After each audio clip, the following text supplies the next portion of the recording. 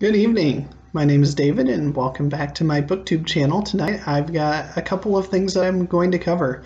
One of them is going to be a little lengthier than the others.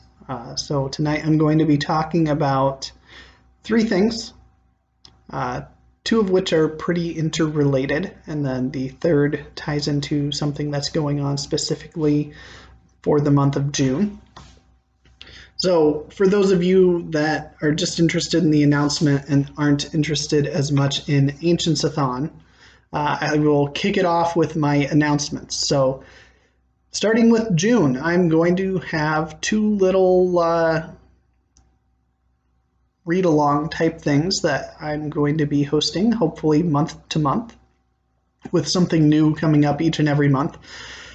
And these pull from my two preferences, my passions in reading things that will provide some diversity here on BookTube, because there's a million channels out there covering science fiction, fantasy, young adult, any kind of genre fiction out there. And while I love those things, don't get me wrong, I want to do something that maybe is a little bit different so that you have something that you want to tune in for that is unique to what you can find elsewhere. So that is why first thing I'm going to kick off is going to be what I'm calling Medieval Monthly, where I'm going to pick something in medieval literature or about medieval time period, and we will read that book along together throughout the month of June. And so for my first Medieval Monthly, I'm going to pick a poem that I mentioned in my previous video on the running tag, and that is going to be Sir Gawain and the Green Knight by the anonymous poet. And so the translation that I actually have on my shelf is a first translation by Marie Boroff. It also contains Patience and Pearl, two other poems in there. And so I'm excited to get into this. I haven't read her translation before, but I know they are pretty highly regarded. And so feel free to pick whatever translation you want. The nice thing about medieval literature is a lot of it is available free online if you want to read it. But as I mentioned in the previous video, one of the best recommendations I can make for a translation that I know is absolutely rock solid is J.R.R. Tolkien's translation, which will also contain Pearl, as well as Sir Orfeo, which is a kind of a medieval romance.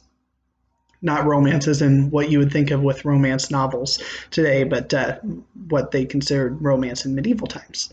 And so my plan is to kick off the month at some point in time doing a little video introducing Sir Gawain and the Green Knight, maybe do a little bit of reading of the opening lines of the poem, and then throughout the month we'll just find a way to discuss it. I don't know yet how we're going to facilitate that, if I'm going to make some kind of a Goodreads group or make a Discord channel. It seems like every booktuber out there has a Discord channel. I don't know how many of people can actually join and participate in and feel like they have some sense of accomplishment. Maybe somebody that has a Discord will offer to let us jump in on there and have our own little corner of it. I don't know yet. I'll work out those details by the time we get to the month of June kicking off. And so going kind of hand in hand with that is I'm also going to do an Inklings reading monthly. And so if you don't know, the Inklings was a group of writers and folks that really enjoyed literature. And so the two members that you probably would have come to mind with the Inklings are going to be Tolkien and C.S. Lewis. And so obviously that's going to be the two authors who will primarily be featured, but we will dive into some of the other minor Inklings as time goes on. And so my thought for the first month for June is going to kind of tie in with Ancientsathon. So we're going to start off with a C.S. Lewis book called The Pilgrim's Regress. And so this was the first book written by C.S. Lewis after his conversion. And so it is his take on a story in the vein of The Pilgrim's Progress. And so it's a relatively short read, a little over 200 pages, I think, if I looked when I looked it up. It's one that I'm going to get my hands on a copy of specifically for this. And similarly, I'll probably do some sort of a short video at the beginning of June to kick off the reading, and we'll figure out a place to kind of talk about it as we go and do some sort of a wrap-up video for both of those monthly readathons at the end of the month. So I'm looking forward to seeing how this turns out. I'm going to keep it kind of low-key. We'll have fun. We'll have some good discussions. We'll talk about C.S. Lewis. We'll talk about Sir Gawain and the Green Knight, and hopefully some of you are wanting to join me on this. I think it's going to be a really fun adventure, and there's so much stuff in both of those areas that we could probably be doing these for years and years to come without having to repeat works. So I'm excited about both of these. Now let's talk about Ancientsathon. So this is a readathon that is being hosted by Jennifer Brooks and then Tori over at Hufflepuff Discovery. And they are having the month of June be you're reading works that are published in 1700 or earlier. And that was the premise. And being the medieval literature person that I am, I couldn't pass this up. So they do have a book that everybody's going to be reading and talking about together, and that is going to be Pilgrim's Progress by John Bunyan. Thus, why I would pick C.S. Lewis and the Pilgrim's Regress. I figured those two kind of went really well hand in hand together. And so Pilgrim's Progress is about a man's progress through life in search of salvation, and it is a big allegory. If you haven't read it, it is so steeped in allegory, which is something that Tolkien himself wasn't a fan of in terms of using allegory to tell a story. C.S. Lewis didn't have any issues with it, but it's a work that I read probably 6-7 years ago, and I'm very happy to get a chance to reread it and to talk about it with other people. I also don't have a copy of that yet, but I will be remedying that going into June.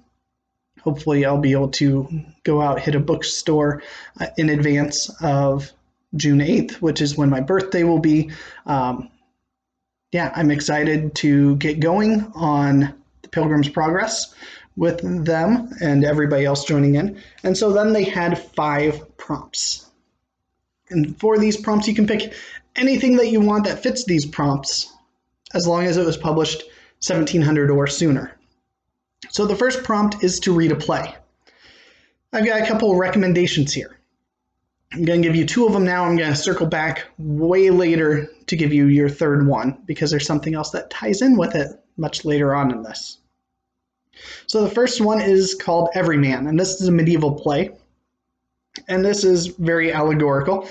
Some might say that this has a lot of similarities to Pilgrim's Progress. So if you're looking to really jump in on the allegorical train on things that are going to be similar to the book that everybody's going to be reading Everyman is a great way to do that.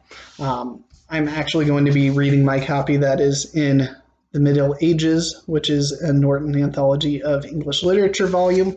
This is volume 1A of the 7th edition. So that's where I'm going to be finding that one and reading along with that. That's my plan, I believe, to join in on that one. If that's not your kind of thing, you don't want something that's quite as closely related, but still something medieval in terms of plays, there's another play called Mankind, which is another allegory. It's medieval folks loved allegory, and it is representative of the human race and follows the fall into sin and repentance. So the character named Mankind falls into sin and repents. Having just read the Space Trilogy with some folks the last couple of months, it's great timing to dive into something that is related to that, having come off Paralandra last month. And so that is another good medieval play. So if you don't want something Shakespeare, because of course everyone's going to think Shakespeare when picking up a play to read, those are 2 great options for you. Available free online somewhere. I'll have links to a free version somewhere down in the comments down below. Then comes a work by a female author, and I don't have either of these on my shelf, but these are both recommendations.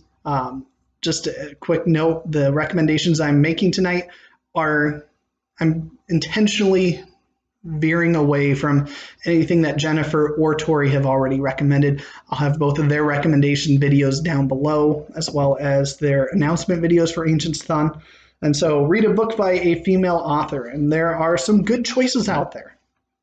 One of them is The Book of the City of Ladies by Criseyde de Pizan. And so this is a book where Christine has a dialogue with three celestial ladies, reason, rectitude, and justice, and building an allegorical, hey, what did I say? They love allegory. City for women, using examples of the important contributions that women have made to Western civilization and arguments that prove that women are intellectually and morally equal to men. So something that's really groundbreaking if you think that back in the medieval period, somebody's writing about the equality between men and women. It got published. I mean, it has survived all these years. This is definitely one that you wouldn't want to miss. And then another one, if you want something that is a little more steeped in Christianity itself, Revelations of Divine Love by Julian of Norwich. And so this is Julian, who is an anchorite and a mystic in the 14th century. She had some divine revelations about Christ's passion, and so she was able to get some showings on what Christ suffered, but also on God's unwavering love for man and his capacity for forgiveness.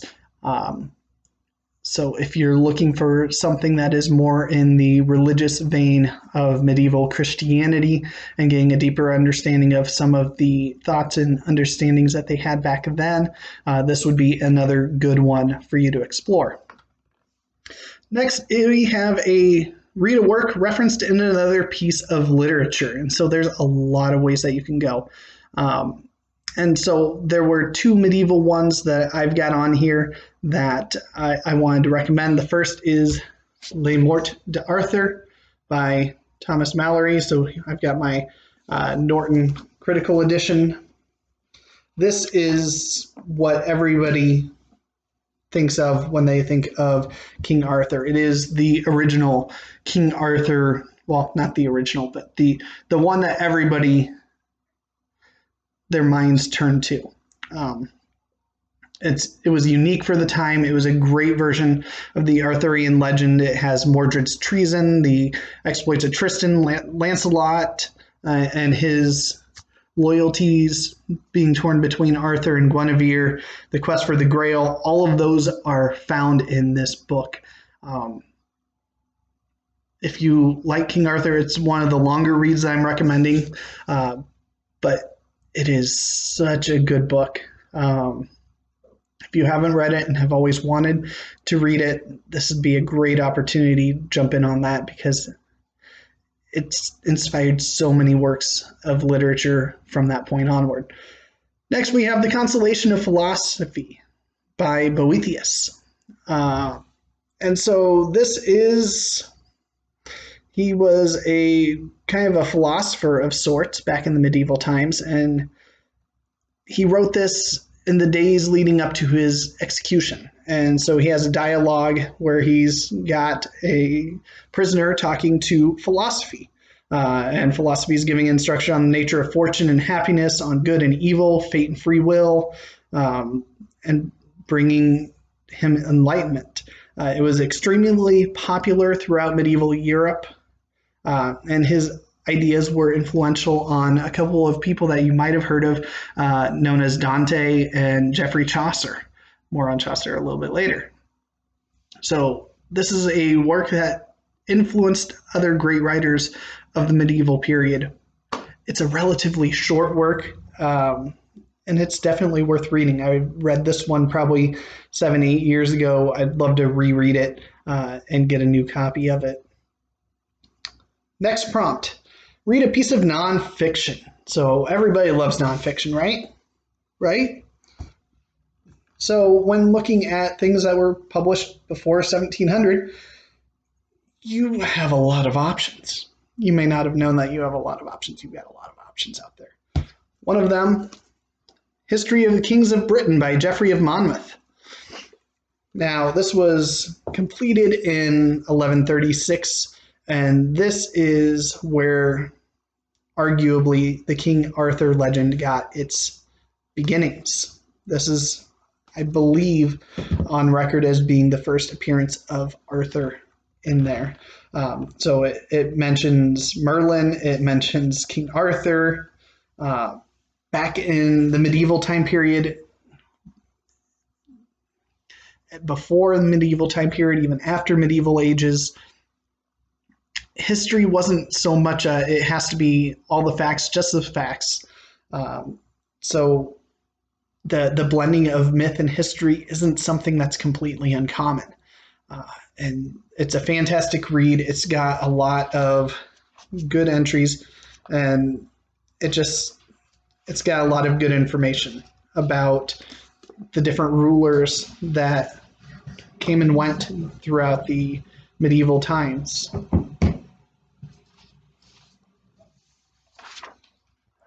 Oh, and that book influenced writers such as Malory, Shakespeare, Dryden, Tennyson.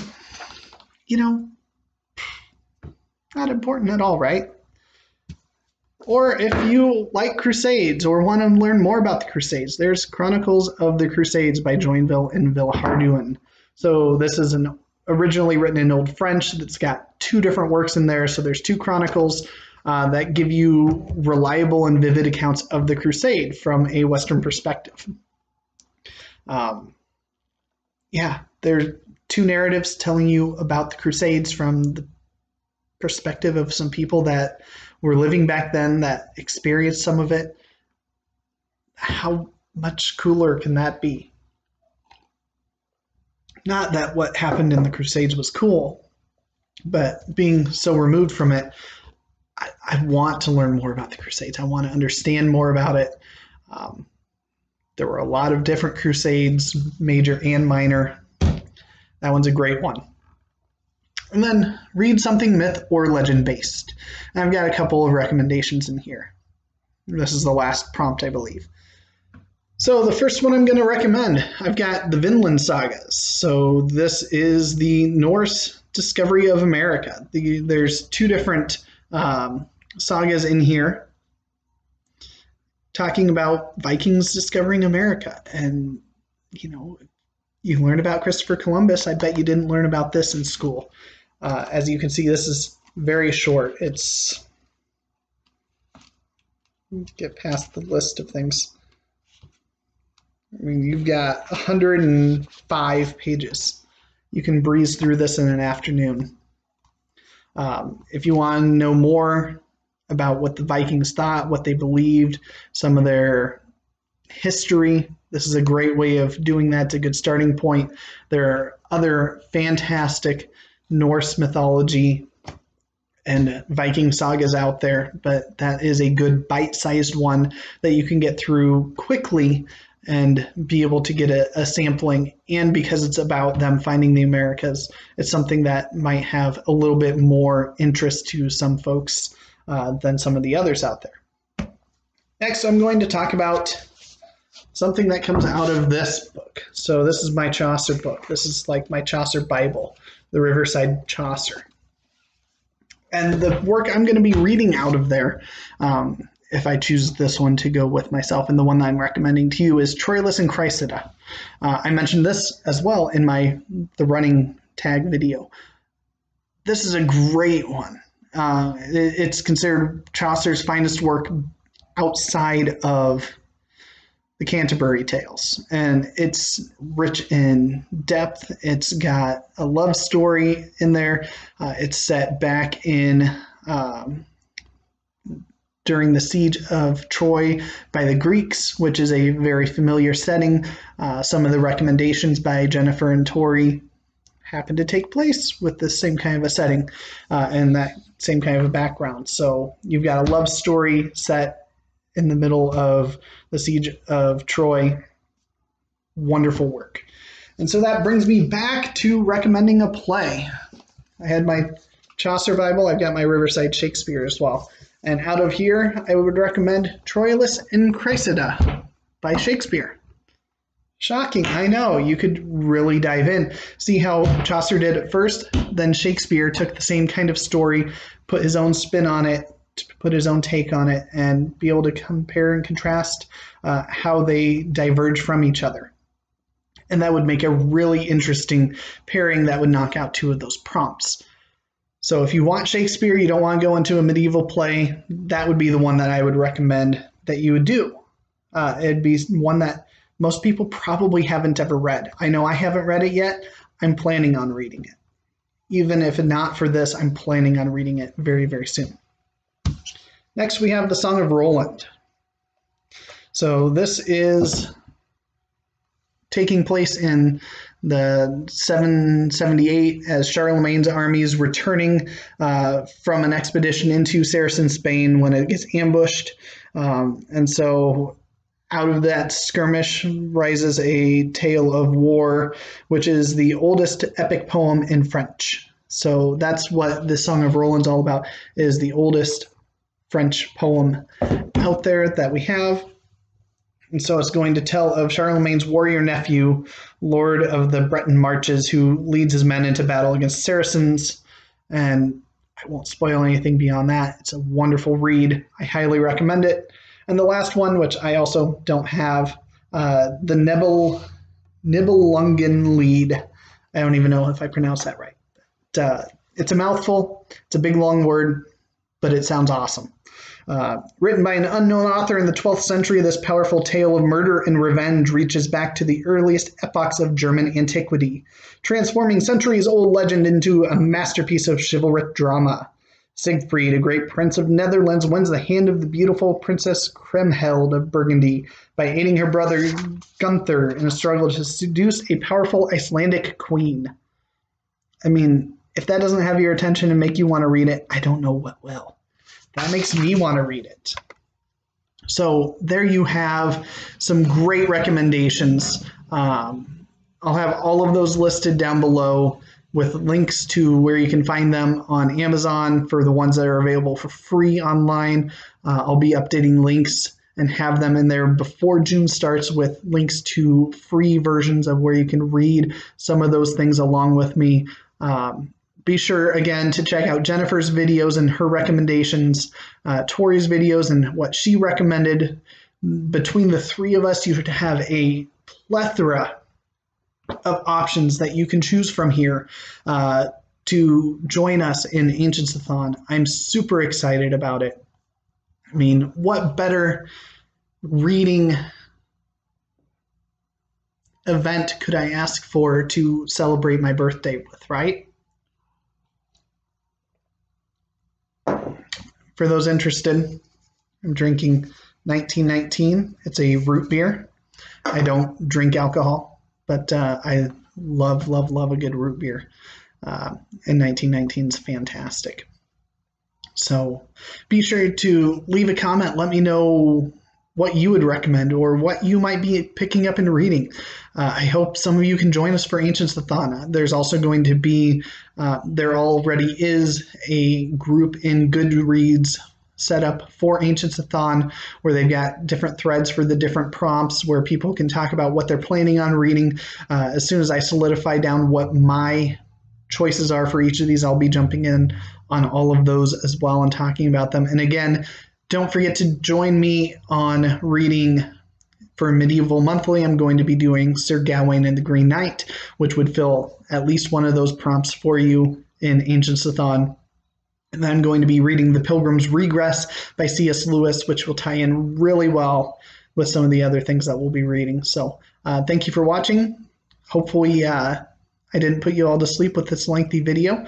And my next video, hopefully I'll have my bookshelves here so that I can have my books behind me instead of my board games. But yeah, thanks for watching and hope you have a good night.